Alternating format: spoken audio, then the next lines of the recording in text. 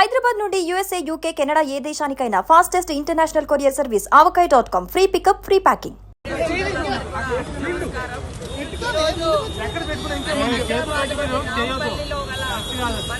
మనోరంజన్ కోర్టుకు నేను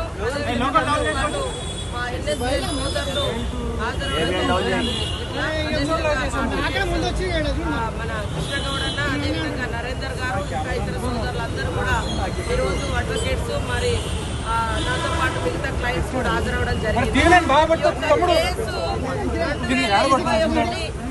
ఏప్రిల్ 25, 26 ఆ రోజులలో పీక్ స్టేజ్లో కరోనా ఉండే, రాష్ట్ర వ్యాప్తంగా కరోనా తోటి పెద్ద ఎత్తున సఫర్ అవుతున్నటువంటి పేదల కోసం కరోనాను ఆరోగ్యశ్రీలో చేర్చండి అని మేము ఇందిరాబాద్ దగ్గర ధర్నా చేస్తే, దీక్ష చేస్తే ఆనాటి బీఆర్ఎస్ ప్రభుత్వం, కేసీఆర్ ప్రభుత్వం ఆనాడు నా మీద, మరి ఆనాటి ఎన్ఎస్సీఐ అధ్యక్షుడు ఈనాటి ఎమ్మెల్సీ బల్మూరు వెంకట్ మీద, మా ఎన్ఎస్సీఐ హైదరాబాద్ జిల్లా అధ్యక్షుడు అభిజిత్ మీద, ఇంకా మిగతా సోదరుల మీద మరి మేమేదో కరోనాను వ్యాప్తి చేస్తున్నామని ఉల్టా తప్పుడు కేసులు పెట్టడం జరిగింది.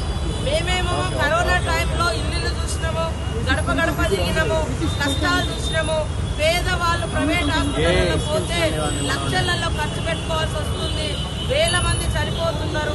కాబట్టి కరోనాను ఆరోగ్యశ్రీలో చేర్చాలని మేము డిమాండ్ చేస్తే ఉల్టా మా మీదనే ఆ కరోనాను వ్యాప్తి చేస్తున్నారు సీతక్క అని మరి ఉల్టా కేసు పెట్టడం జరిగింది.